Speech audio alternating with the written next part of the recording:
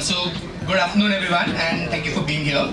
Today we're going to discuss the question. I don't think it's a question anymore, but still, can the EV sector be India's next growth engine?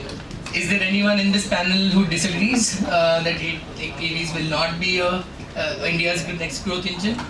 No? No? I thought so. Good. So I think we all agree that EVs are going to be India's next growth engine.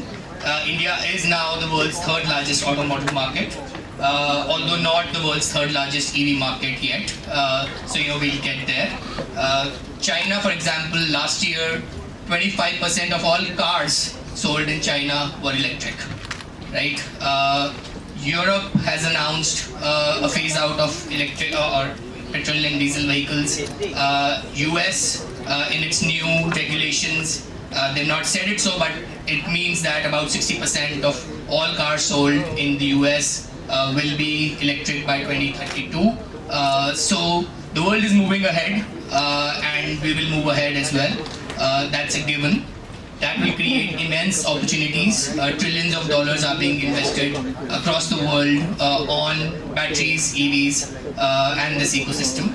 We need to develop this ecosystem. We have very capable people here who are playing a role in the development of that ecosystem from an investment standpoint, and we have experts here who are bringing in the knowledge and the expertise and the best practices from around the world and from within India to be able to do that.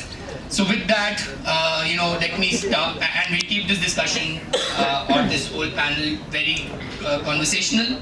So we're talking to each other, making it interesting for each other, and in the process, making it interesting for the audience here today. So the first question, and maybe Uday, if I can start with you. We need to scale up manufacturing, right?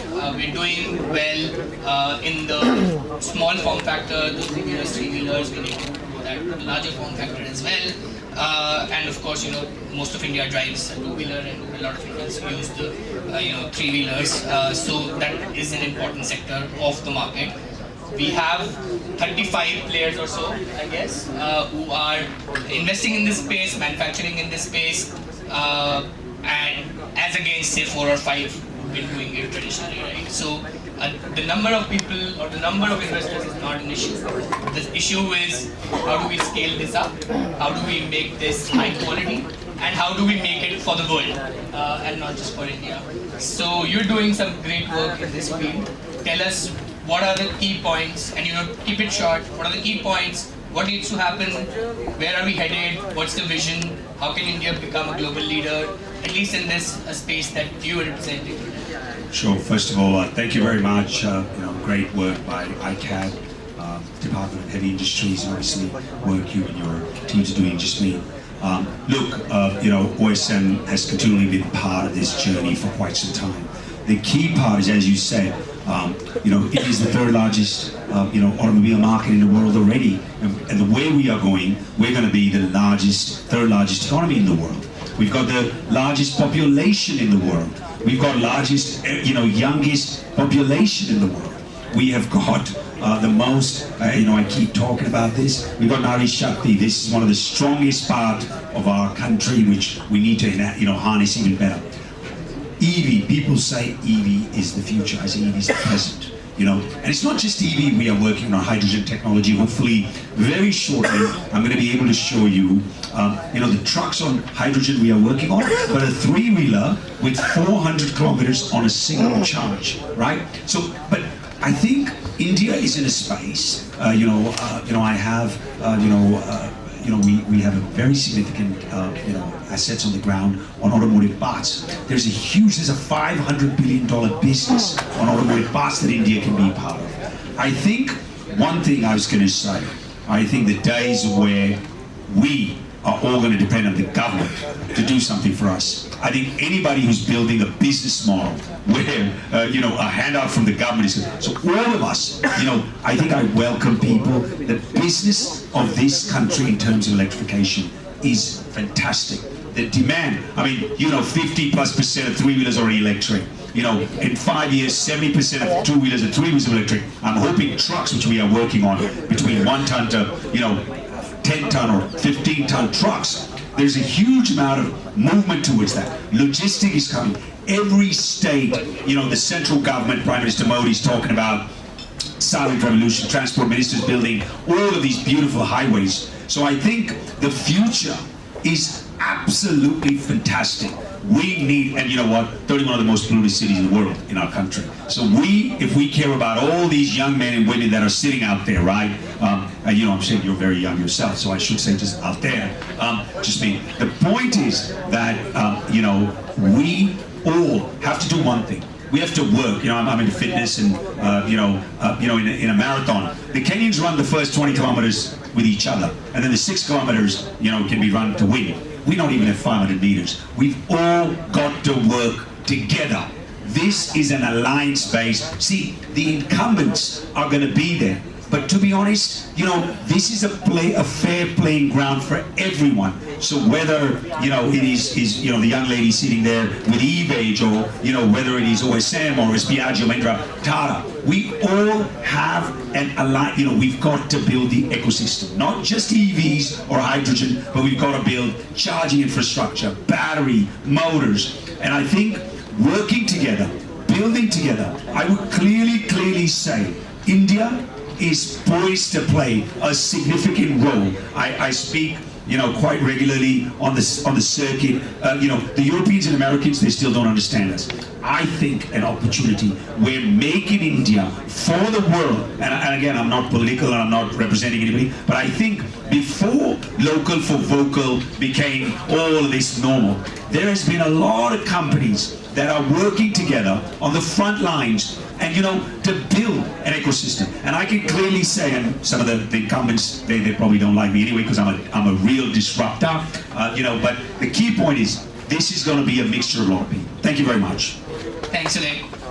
EVage. So like OSM that Uday is running, EVage as well is a EV first OEM, disrupting this space, has seen the potential, understands the opportunity that's out there. Tell us, how you're looking at this, how are you kind of investing in manufacturing, and what does that mean for the country at large? And we have a lot of young people here who are, looking for opportunities, I'm assuming, in this space, and what kind of opportunities are coming up, and how big is that opportunity? Great, thanks. Am I on? Great. So, thank you, Jasmeet. That got a great start, Mr. Narang. You definitely, I think, you instilled some confidence in the youth sitting here for sure. At EVage, we have this firm belief, as Mr. Narang was also pointing out, that we are here to build for India and for the world. That is the market that we are looking at, along with India, the emerging market.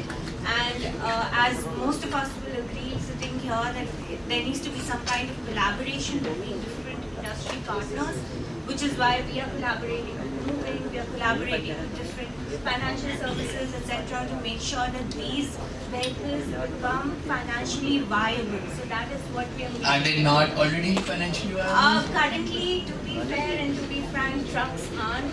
Also because we don't get the kind of incentives. Here's where I would disagree a little bit with Mr. Narang. We do need the government support in terms of incentivizing the trucking segment, because it's an unorganized segment where fleet operators, one might own just one truck, others might own 5 or 10.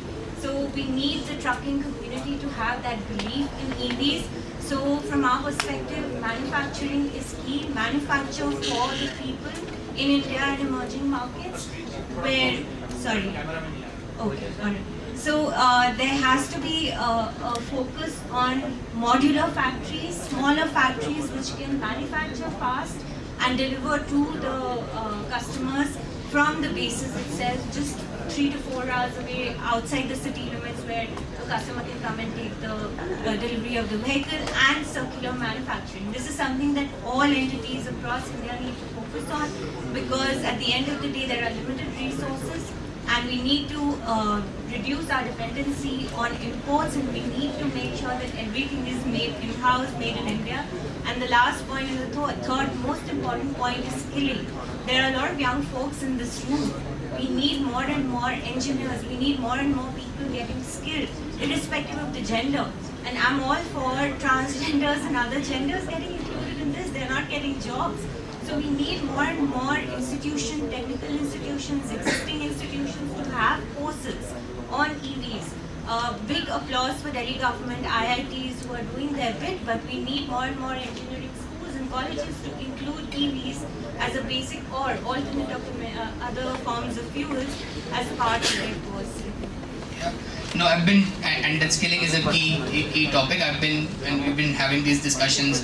We do this at the state level with, CEO ministerial roundtables that we organize. But, all the business leaders, whether it's the Tatas, the Mahindras, the Bharat Forges, everyone is saying we need skills specific to the EV sector. So the powertrain, we need electrical engineers, we need, these courses. So I think skills in this sector are extremely sought after. A lot of investment is happening. People are struggling to find the right people to fill the positions to be able to ramp up as quickly as they need to. With that, I'll hand over to you, Aayushi. I know that, of course, MoEVing is running fleets, and we can talk a little bit about the question of whether what you are running is viable today or not, and those kinds of things. But also try and address the skilling question, from your perspective as a fleet operator. Absolutely. No, thank you for having me here, and we are 100% viable, and that's why probably I'm sitting here. So that's to say for that. But upskilling is 100% required. I believe our last panel was focused on upskilling and safety, and that's what our focus has been over the last few months. On ground, how do we build that user experience from a driver perspective, from a personal user perspective? How do we have maintenance in place? How do we make the driver feel safe and about driving an EV, and how does he or she think that the vehicle they're driving is reliable? Of course, we are working with EVage and OSM and other OEMs, and they are giving amazing vehicles. But on ground, the reality is the driver still thinks and compares that, hey, do I actually invest 1 lakh more in a 3-wheeler? I'm talking about a 3-wheeler now. Do I invest in this? I know ये बहुत अच्छा vehicle है. It will give me all the money and increase my livelihood income by about 25 to 30%. And moving, for example, is going to give me the demand. Everything is in place, but that doubt is still there. So skill building from a maintenance perspective is required. Also, accessible and reliable charging infrastructure, I would say, is very important. That comes under maintenance and accessibility and safety. Right now, most of the infrastructure being built in India is focused on personal vehicles. We need to start looking to commercial infrastructure as well, and that too it being affordable. They can't have them drivers pay 20 to 25 rupees per unit when it comes to them working on it. I would also like to talk about women drivers. So I myself and a few others in the organization took up an in-depth study on why women, especially in South India where they are more open to working and driving, why were they not joining us or leaving us after a few months? We realized it comes down to small things at a workplace level. Of course, safety is one thing. But even the largest of organizations, your largest companies, actually don't have toilets in place at their warehouses. Women, where there are women guards, or even if there's a female in the larger warehouse, women drivers are ready to work there for longer periods in general. So just figuring that out is also important from a safety and diversity perspective. There's an organization called MoVo, M-O-W-O, in Hyderabad, who is upskilling EV drivers and specifically women to drive EVs and working with OEMs on the same. And lastly, I would just want to talk about when it comes to infrastructure in general and having safety and reliability there. For example, Gogoro in Taiwan has come up with virtual power plants where they're now actually leveraging their battery swapping stations as power plants. So Ashpreet did talk about localization from a manufacturing perspective. We also need to start looking into localizing energy infrastructure as well to have that reliability. Till there isn't reliable, safe infrastructure, drivers are not going to buy EVs at mass. Yeah, and picking up on charging infrastructure there, we of course need to build massive, public charging infrastructure. Of course, everyone can install chargers where they stay or work, but we also need to build massive public infrastructure that needs to power all of these vehicles. So if I can come to you, Amit, how do we invest in this infrastructure as a country? Who invests in this infrastructure? And how do we take it 100x from where we are today? No, absolutely, I think thanks a lot, Jasmeet. I think charging infrastructure to me would probably the most important aspect when you're looking at scaling up electric vehicles. And I think the charging infrastructure story, we'll have to break it into two parts. One is for the private vehicles and the other is for the commercial vehicles. Now for the private vehicle category, the bulk of the charging will happen at home or office. And while it's easy to say it will happen, but it's very, very difficult. And barring Delhi, I live in Gurgaon, I have an electric car, I've been pleading with my RWA for 9 months to give me a 15 ampere socket at my parking. And they are not giving. Why? Agar aag lag gayi to kya karenge? Who will read the meter? Where will I draw the wire? So much so that one of my friends has dropped a wire from 22nd floor to charge a car on the ground. Is that we want? Absolutely. So I think we also have to create some regulatory chain, build bylaws which mandate these housing societies to provide charging at parking. And I think that's one big important piece. But I think we also need to figure a way out how do we create public charging infrastructure, because there will be times when we will do some random trips, some long journeys, some outstation travel, and that's where you can't rely on destination charging. So you need to have public charging. And one of the feedback that I often keep hearing, but charging usage is only 4-5%. It will be 4-5% right now, but as the numbers increase, these percentages will go up. But the other important thing is, what is the price that is coming out at this charging location? If you look at public charging, fast charging places, prices vary anywhere between 20 rupees a unit to 30 rupees a unit, as against 5 or 6 rupees that you will charge. So if your charging cost is going to go up 6 times, 7 times, then the whole benefit, EV being cost comparative, goes for a toss, because then the TCO is completely haywire. You can't charge at 30 rupees a unit and say my business is profitable. So I think we have to look back and see, why are we promoting electric vehicles? That to me is a fundamental reason. Why? And there are many reasons why. One, as Mr. Qureshi mentioned in his opening statement, even with India's existing grid, which is predominantly coal, electric vehicles are cleaner. The car is cleaner anywhere between 90 to 20%, and the two-wheeler is cleaner anywhere between 45 to 55% in terms of life cycle emission. But in 2030, when the Prime Minister said 50% of the energy will come from renewable sources, non-fossil fuel sources, we will be only cleaner. So with electric mobility, we have a path to clean transport. So that's one point. Second, we also have to look at public health.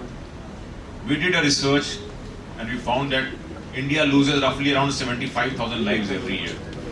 These are premature deaths that are directly attributed to vehicular exhaust. So once you remove that vehicular exhaust, which electric vehicles do, you are saving 75,000 lives every year. And third, which is very important, previously the session was on Aatma, self-reliance.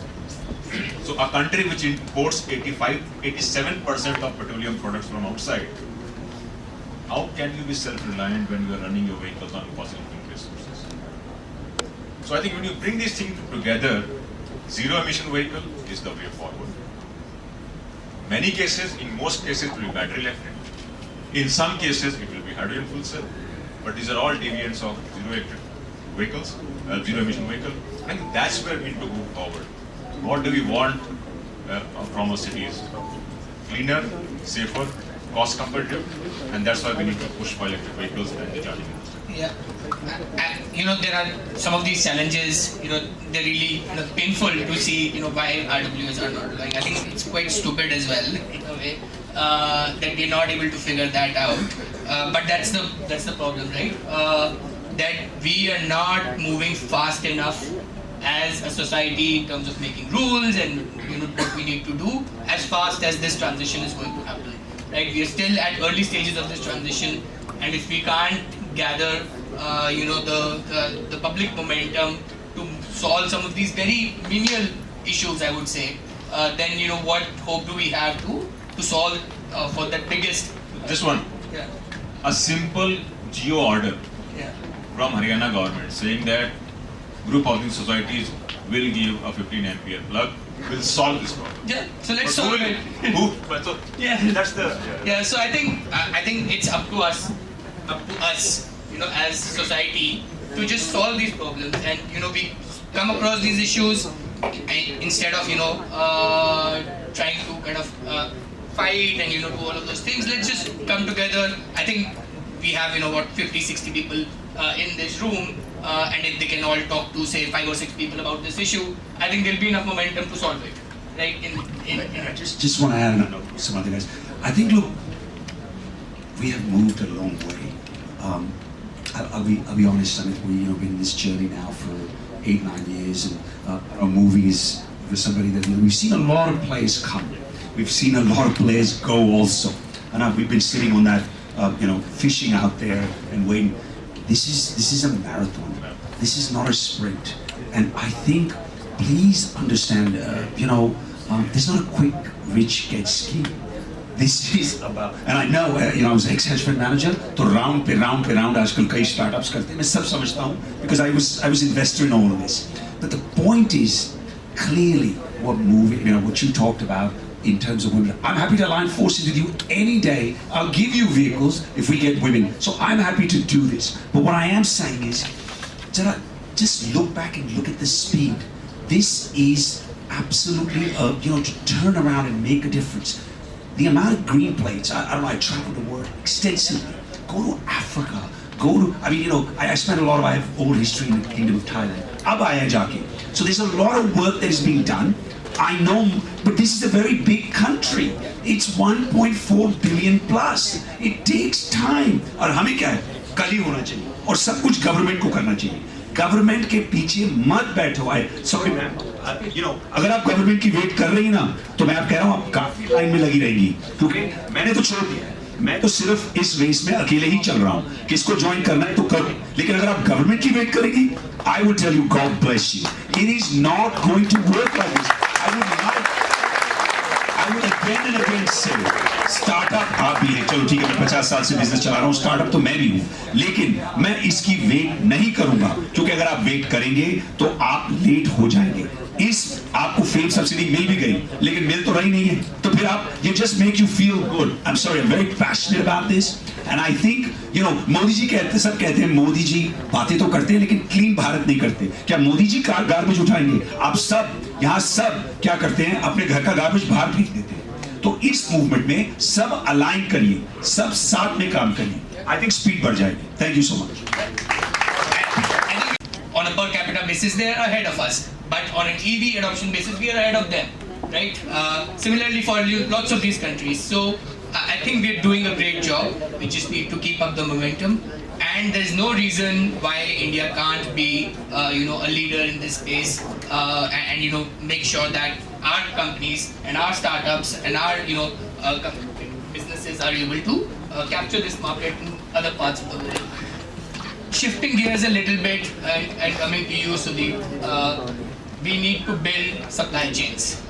We have a strong automotive industry, we have an auto components industry, and some of these things are changing. We need batteries, we need critical raw materials, we need the charging and everything that goes with moving from an ICE-based platform to an electric platform. How should a country like India focus on the aspect of building these supply chains, and what needs to happen for us to be successful? Right. Just to touch upon a couple of aspects on that.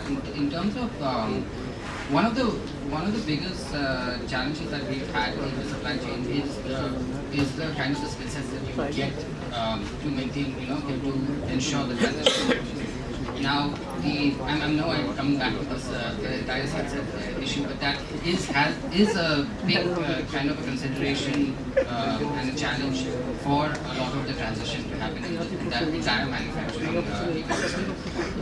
There is a journal paper which a casual paper which states that every second job in the automotive industry is going to need to be upskilled.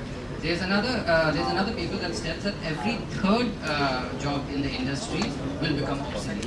Now, given this kind of situation, what are you going to like? Where are we are building towards? We're trying to build towards. We're trying to build momentum towards the transition, but we really don't have the people to kind of do this. If we actually have to start addressing this, one is that there needs to be a huge mapping exercise in terms of which are the entire industry chains that are going to be impacted by something like this. And that assessment will all give us an idea of where are the gaps lie and where is the capacity building really required. The second thing is that the initial change is going to be kind of led by the manufacturers, the OEMs. But this is not something that's going to be sustained, especially for smaller organizations, right? It's not, they train people on the job, but that's not something that they can afford in a long term. So unless we are building government policies, getting in academia and getting in the OEMs to kind of work together to develop curriculums across the country, we are going to be stuck in a hole, in a situation where we have aspirations but we don't have the funding. How did it happen in the auto sector? Like historically, were there any key schemes that should be replicated? Because we do have, especially in say Tamil Nadu or Maharashtra, we have a very strong automotive industry. A lot of people work there. Do you have any insights on how that played out? And in that sense, where the PLI scheme that has come up, in India is going to make a major impact. Where we are expecting the industries to gradually localize a lot of the production and the supply chains, and that's going to be significant. That's going to be a significant step, especially if we want to be competitive in the international market. So yeah, so that the PLI scheme is going to be one significant piece. Yeah. And if I can come to you next, Shirish, you represent, GIZ, which is the German technical assistance, I would say, organization, and you can correct me if I'm wrong, but of course Germany is the world's predominant automotive country, and they've committed, and your chancellor had committed the previous chancellor during her visit to India committed a strong partnership between Germany and India on the topic of e-mobility, and I saw her, I think, the pictures on an e-rickshaw or something as well. So what does this partnership look like, and what is the German government working on, and how does that support the ecosystem? Thank you, Jasmeet. Yes, being with JZ, there are many activities, there are many projects in the portfolio we are looking into for specifically to sustainable urban mobility as well as e-mobility. For example, I start with, you mentioned about this e-auto project. We had this e-auto project in Kochi and Bhubaneswar. There we given 100 electric autos to Kochi and 50 electric autos as a pilot study as a pilot program to Bhubaneswar. And there for the Bhubaneswar, for these 50 electric autos, these are being specifically driven by women and transgenders. Thanks to you. You said, and these electric autos in Kochi as well is by the women as well. So 33% participation we are trying to have this for these electric autos. And as well, there are different other projects. For example, we are trying to have this market assessment for the post-subsidy policy era. For this, where we are trying to have different stakeholder consultations with different OEMs, with the academy and all different stakeholders to understand how the policy ecosystem should look like post this subsidy policy. Because I think what I've heard is with the FAME 3, there's no policies are envisaged. I'm sorry. There's no subsidies being envisaged. So these are the few projects which we're already taking up and we're doing it. There's a specific one project which are already focused on e-mobility. We are trying to establish the Center of Excellence in India focusing on training, planning side of e-mobility and the academia side. So these are the few initiatives we are already taking up. But just to put 1, 2, 3 highlights onto this whole discussion, we are already having, I mean, EV sector being the India's next growth engine, yes, it is. But we need to be very thoughtful, and we need to understand the perspective also, how we are going to put this as an input to the sustainable mobility. So this also need to be understood, and I mean, to severe congestion on road, to severe clean congestion on road will not make much difference. So it is very important to understand this perspective, and it is very important to put the different public transport modes and the different other modes onto the hierarchy and to understand the importance of each mode. For example, we have a few good policy ecosystem for passenger mobility. We should also understand and put more emphasis on the freight sector as well, being the 30% emissions coming from those sectors. So it is very important to look into that. And also we need to understand, and we need to re-evaluate our policies at national level to understand and to evaluate the, we are increasing dependence on lithium ion and the semiconductors, which is very, I mean, predominantly can be different problems for respect to geopolitical reasons. So we need to reevaluate those things as well. Sure. So if I can come back to you, Uday, I think how I understand it, and you can correct me if I'm wrong, the fleet segment where your products go is the first mover in a sense, right? And there are a certain set of economics which say that the electric vehicles are today more expensive to buy but much cheaper to run, right? And in the next couple of years, I'm assuming electric vehicles will be the same cost to buy and still much cheaper to run. So is this the dynamic that's playing out when you say no subsidies are required? And then how does this kind of, like, why are more people not buying, for example, and how are you developing the ecosystem, like you said, we were discussing earlier? How do we just get people to understand the economics of this, and what is the economics of this today, and how do you see that playing out? And then what role does technology, innovation, those things that will come?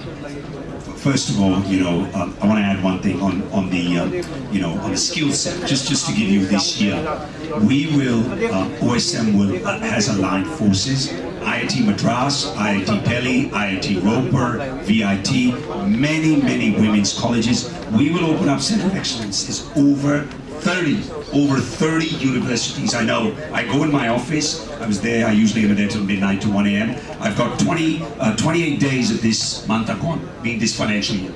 Every day is a countdown. So we will open up massive alliances with multiple universities across this country to help in this skill. Okay? I keep telling you, I'm not waiting for anybody. I'm going to walk alone if I have to, right? And this is the only way this is going to be done. And I'm hoping, you and MoEVing and EVage, everybody is going to walk. And I'm thinking, really, if we're going to win this, is these people out there, especially the young men and women sitting in the back. They're the one who's going to lead.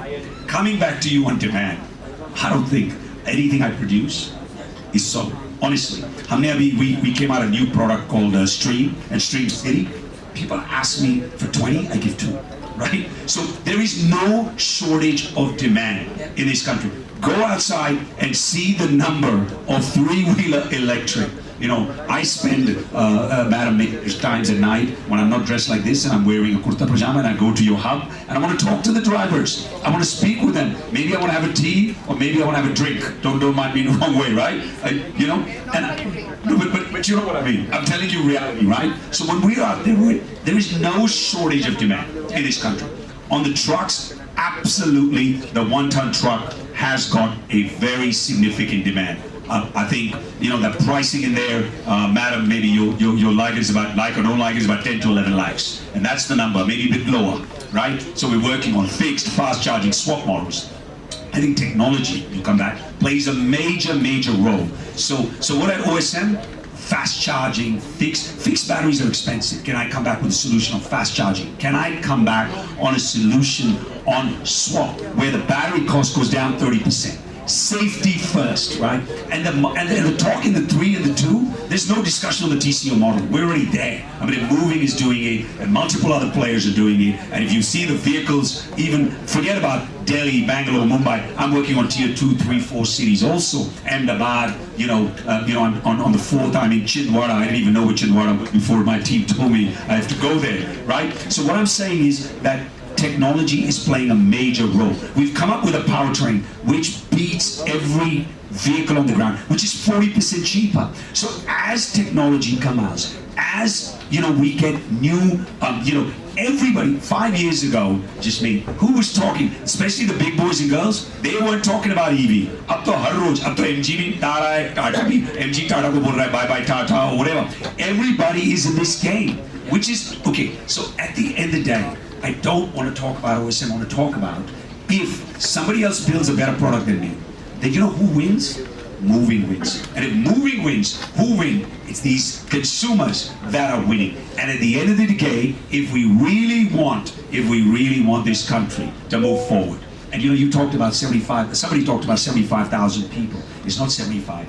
All of your kids, if they've got asthma, there might not be a fatality. आपके बच्चे और उनके बच्चे, आप लोग सब हमारे बच्चों को पढ़ाते हैं. I'm working on my Hindi because I got to get a lot of speeches on the dealerships in the front line. So I've started speaking in that a little bit. But the point is, the kids and the future kids, do we want to leave them even if they don't have fatalities? But are they having asthma? And the damage to that, the future society, we're talking of becoming a 3rd largest economy in the world. What I don't want is a few people in Mumbai and a few people in Gujarat having that 9 or 10 trillion, maybe having 9.5 trillion, and all of us sitting down here. We need to lift this whole. And absolutely, women need to be, 48% of this country is women. And I'll be honest with you, in my factories, I got factories all across this country, non-OSM also. The productivity of women is much, much better. Because the boys are always focusing on something else, always on the wrong things, right? So the point is the technology, the economy, the selling of, I don't need to sell EV. I don't need to sell hydrogen. It is already proven. Safety and better products are important. OSM is going to be part of it, but I'm going to say, let's build, we are at 500 meters. Don't worry about OSM, Piaggio, Mahindra, Tata, EVage, everybody. Let's just put vehicles and let's build the ecosystem. Are you saying supply is a constraint, not demand? Absolutely. I mean, honestly, मैं किसी भी अभी आज यहाँ आपके बाहर जाके product पे खड़े हो जाऊँ, अगर सप्लाई चेन है 20,000 तो इसी मतलब there is no shortage, but good products, safe products. I see moving, they gave us feedback, we worked with them, we continually work on improving our product. आज की डेट में एक और प्रॉब्लम है, हमें अपने ड्राइवर्स को एजुकेट करना है. क्या होता है पानी में, दिल्ली में बारिश का पानी यहाँ तक हो जाता है, ड्राइवर पानी के अंदर ले जाते हैं. There has to be an education of the drivers. We need to be part of that ecosystem where, हम लोग सिर्फ कॉलेज की बात करते हैं. हमें, I spent a lot of time in Deutschland and Switzerland. We gotta have technical, you're from, you're aligned with it. Let's have technical colleges, and this has to take place. Yeah. No, great. So you can go ahead and complete that. Yeah. But coming back to you, Sudeept, supply is a constraint. You mentioned skills. Of course, investments are going to be a big part of it. How do we open up capital pools to make these investments happen? And what is the role? And looking at it also from a country perspective, right? How do we maintain our position as the world's 3rd largest automotive market, from a manufacturing standpoint? How do we maintain that, given that Europe is going to ban EVs, so a lot of investments are going to move there, and if you have a few $1 billion to spend, and you are spending that in the US because of the Inflation Reduction Act, and in the Europe because of the regulations there, how are we getting that money to get investments in India? Okay, just a couple of words on the financing aspect. Okay, so right now what's happening is that because of the kind of support that we have from the government and the kind of demand that has been generated through, let's say, in the bus space, we have the entire grand challenge, proven the effect in they've proven the viability of running the product. What has happened is a lot of the first movers, which are the OEMs, have put in kind of created subsidiary sort of companies and have bought these vehicles to and are manufacturing these vehicles to run in the cities. But unfortunately, this is not a sustainable model in the long term. If you do not, there is a lot of apprehension still from financing companies and NBFCs in providing very competitive financing products for a large range of the EV, a large range of products in the EV ecosystem. There are many issues. Because of lack of data of the entire sort of life cycle. With the financials, they tend to see it as a high risk product, and what ends up happening is that a lot of people are apprehensive about how do I kind of make it viable with this product. So you need to convince financiers that this is something that is bankable, and that's going to be a huge step, and that's going to kind of open the floodgates. Then supply chain capacity does become an issue, and it is something that we see becoming an issue even now with the bus within the bus space. But besides conventional sort of financing institution, I think there needs to be a tapping of other sort of innovative sort of financing mechanisms. There is a lot of talk about carbon credit sort of schemes, green funds. We need to be able to look at innovative sort of financing to kind of bridge this gap. Otherwise, we have the initial sort of big step, but to sustain it, this is going to be really very important. I think we'll open up the floor, and I want to hear from all of you what your questions are. To the panel, and we'll spend about say 5 minutes or so taking questions, and then we'll close this session. Let's see how many questions we have. If you can be quick, I think we'll appreciate it. Yes, thank you for this session. So my question is to anybody who would like to answer: how sustainable we are manufacturing these EVs? Because I think most of them, if you're saying lithium ion, we are not having sources of lithium ion. Other than lithium, let us forget about lithium. What are the other bodies? How circular we are? Because I don't see even the automobile, other industries are. So please, can you show something? Amit, let's keep doing until they get the mic around. Yeah, so I think theoretically, Raise your hand if any. I mean, if you look at examples coming from Europe and other, 97-98% materials are being recycled. And in some places I have seen that the recycled materials, they are saying, are, if not more, then almost at par with what you get from mining these materials in the natural places. So right now, the recycling is not happening because there is not enough critical volume. But once the volume comes up, you will see recycling happening. And I think this is very important for us, because what we couldn't do with lead acid batteries, I think we should do it with the lithium ion batteries. So recycling, circularity of batteries and the entire ecosystem is very important. It is happening in the West. There is no reason why it can't happen. But I think it will take some time before we see, because when we get enough volumes, critical volumes, then we will see recycling happening actually. My question is to Uday sir and the panel itself. In fact, last time also I had this question with Dr. Dev sir, and he assured that definitely we will move in the direction that the major role in the growth of this EV in this country is the services which is going to play. Services means we are focusing more towards the engineers, the top level brain in this country, going to the IITs and ITs and all. But down the line, the work is done by the technicians, the means service centers, people who are having less knowledge of the schools and colleges, but they are very much efficient in their work. So towards the training to those people, what means initiative has been taken by the companies or the governments Because I am in that domain and I am in trainings and services, so I would like to have some answer in that. Very valid point. I was just this very valid point. I was sitting day before yesterday with my teams in the evening, and we talked about what we're going to do is we are going to, we have about 175 touch points right now. I'll tell you what we are going to do, and I think the work needs to be aligned with everybody. We've got 175 touch points across this country, which will go to about 300 by the end of this year.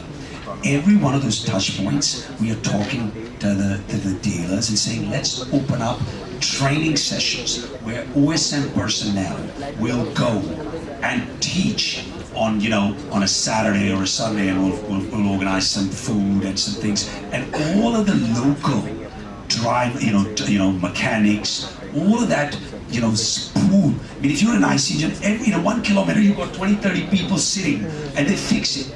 Let's work on putting those people into training. One, you'll give them a livelihood. Number two, they know the areas and the business very well. Number two, technical, I was talking about earlier, technical schools, we don't just need to focus on, everybody doesn't need to be a PhD or a master's or a bachelor. The technical skills in Europe and in America, especially in Deutschland, right? The technical skills, are so focused. There are such high-paying jobs in today, even in India. If you're a good plumber, or if you're a good mechanic, or if you're a good driver, I think drivers should be paid more money. The part of this is we are paying them nothing. We're not paying them nothing because, I'll be honest, the e-commerce paying me, I'm not paying you anything. They all talk about green energy sustainability. I'm sorry, there's some my customers too, so I'm being very, very direct. But I know your problems because I understand those.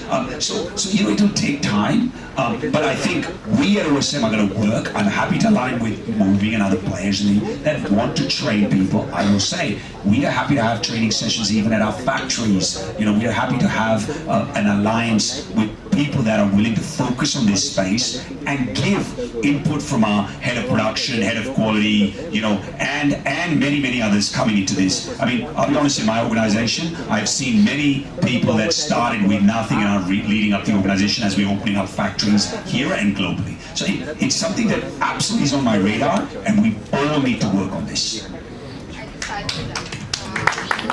So at MoEVing, what is happening more organically, I'll add to that from that perspective, as well as there's an organization in Chennai, I'm forgetting their name, they are a driver training center, and I believe recently they trained 1,000 technicians for, if I'm remembering, for a large OEM, I won't say the name because I'm not sure of that OEM, for their electric buses.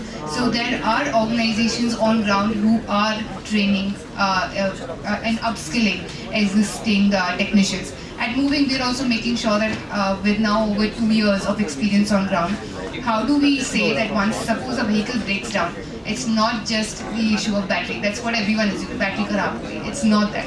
Sometimes it's as small as brake pad issues, some small error, just like an ICE vehicle. So as more knowledge is coming into the ecosystem, upskilling is happening organically, as well as there are institutions who are training technicians on ground. So it's an ongoing process and it's very active. Any other questions from the audience? Yeah, hi. This is for the OEMs on the stage. As you see, observe, like the battery prices for the first time in the last decade increased last year. I think it's around $150 per kilowatt hour.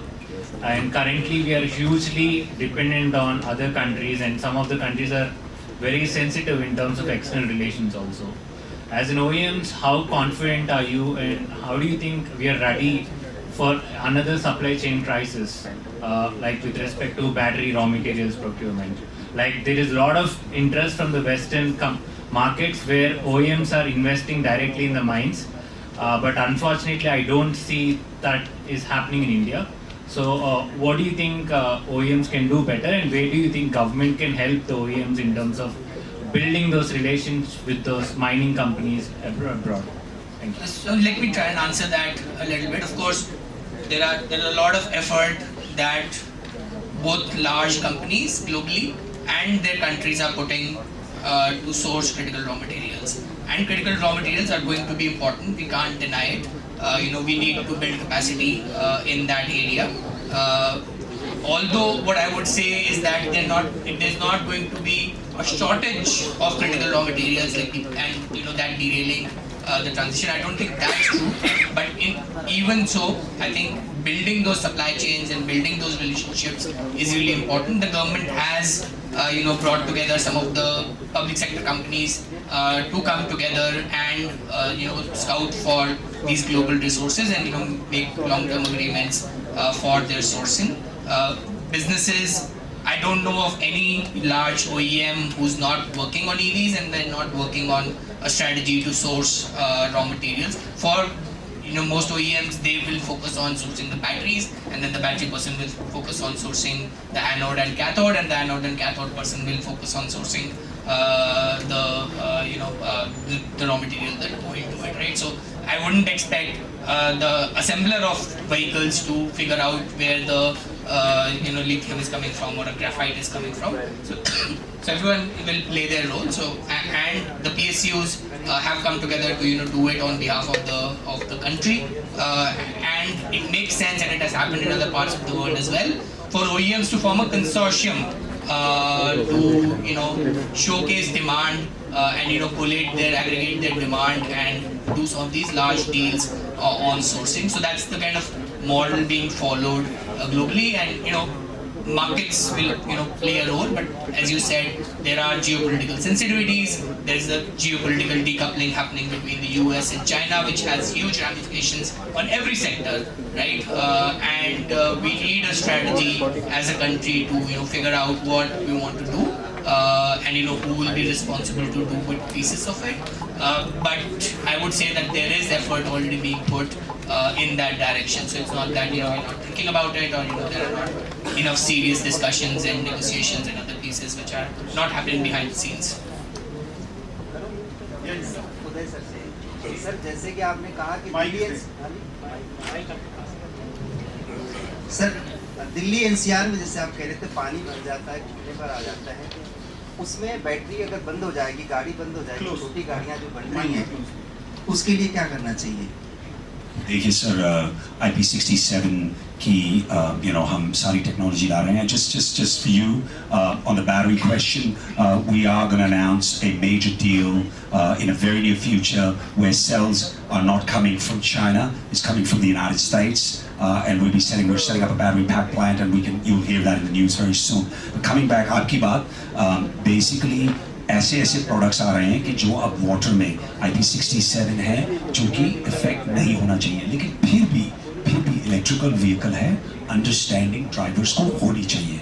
अभी एक क्या problem हो रहा है, I am sure moving में भी हो रहा है और भी बहुत जगह, ड्राइवर्स बहुत जल्दी चेंज हो जाते हैं कई बार. तो जब तक आप ट्रेनिंग देते हैं, फिर ट्रेनिंग में प्रॉब्लम, ये ऑन द ग्राउंड रियलिटीज है.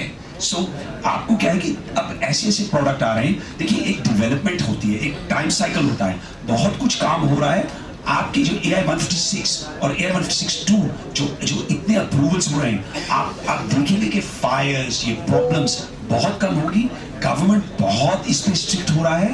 और देखिए, कहीं इतनी बड़ी कंट्री में इतने सारे व्हीकल, इतनी सारी, एक स्टोरी को क्या होता है, हमारी जो न्यूज़ है वो थोड़ा सेंसिटिव, एक फायर को या दो फायर को, एक पूरा इकोसिस्टम देखिए, कितनी गाड़ियाँ चल रही हैं, कितने में प्रॉब्लम आई. आई थिंक ये जो नया AI-156, AI-156-2 और जो ये सारा प्रोसेस हो रहा है, जिसमें अप्रूवल ICAT का बहुत ज़्यादा इन्वॉल्वमेंट है, एरिया का इन्वॉल्वमेंट है, गवर्नमेंट का इन्वॉल्वमेंट है, you will see a lot of changes. बड़ी गाड़ी कब लॉन्च होगी? कौन सी बड़ी? ट्रक्स? ट्रक जैसे कि किस तरह की गाड़ियाँ कब आपके? सर, आई थिंक ये स्पेस में आप नेक्स्ट ईयर और 2 में आप देख रहे हैं, हर कंपनी की पॉलिसी ही EV है. आप देखेंगे एक नेक्स्ट 2 साल में कितना जल्दी चेंज आएगा.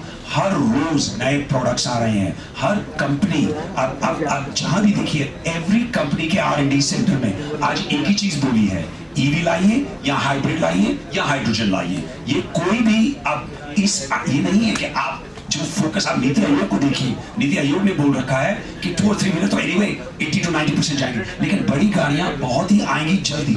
लेकिन इंफ्रास्ट्रक्चर बिल्डिंग भी बहुत इंपॉर्टेंट है. अभी चार्जिंग की आप बात कर रहे हैं, लेकिन हमने अभी we'll be announcing next week or next 7 days with a very large oil company charging infrastructure across this country. बहुत कुछ काम हो रहा है. थोड़ा सा पेशेंस रखिए, नया साल स्टार्ट हुआ है, इस साल में बहुत डेवलपमेंट होगी, बहुत सारे कंपनीज में होगी, और आप मेरे ख्याल से नेक्स्ट ईयर में आप एक बहुत बड़ा डेल्टा देखेंगे। We crossed 1 million vehicles. Sir बहुत काम हो रहा है। आई मीन आप लोगों को लग रहा है कि काम नहीं हो रहा? In the front lines companies like MoEVing, companies like EVage, ये जो लेडीज हैं तो बहुत आगे निकल गई हैं। आप तो सिर्फ क्वेश्चन पूछ रही हैं, तो काम कर रही हैं। सो मैं आपको ये कह रहा हूं कि आप इसको जरा स्पेस को अंडरस्टैंड करिए और सनसनी न्यूज के साथ पढ़िए, लेकिन रियल काम हो रहा है उसको भी पढ़िए। Thank you. आई थिंक अब बाकी के क्वेश्चन बाहर So thank you. Yeah, I'll let you add on the battery, but I'll just say that we'll wrap up now, and some of the speakers will be around, so feel free to ask questions as we go out. But your closing remarks, and then we will. I think it's just 30 seconds to answer your point on batteries. We don't see any problems with supply chain, also because most of the OEMs are planning to make the batteries in-house like we do. We get the cells from Japan through Toshiba, and we manufacture the batteries in-house. So made in India battery packs will have higher capacity, and वो आपकी problem भी solve करेगा जहाँ पानी में नहीं फंसेगी गाड़ी। क्योंकि जब आप यहाँ पे टेस्ट करेंगे और एक एक सेल टेस्ट होकर बैटरी पैक बनती है, तो उससे आपका व्हीकल और आपकी बैटरी और जैसे अमित सर ने कहा कि 24 महिला से नीचे मुझे गाड़ी चार्जिंग करने के लिए RWA ने बोला कि नीचे लगाएं, यही हुआ था। चार्जिंग हर जगह देखने को मिली, सोसाइटियाँ बन रही है NCR में, बड़े चार्जिंग क्या है? आप देखें पुणे में 15 एम्पियर का प्लग है, वही एक प्लग चाहिए और चार्जिंग सॉल्व हो गई प्राइवेट व्हीकल। पर बिल्डर तो आपस में लड़ रहे हैं ना सोसाइटी के। बस बिल्डर्स बोले कि हम क्यों दें, सवाल तो यही है। तो अगर हमारा बायलॉ कहता है कि हर पार्किंग में चार्जिंग होगी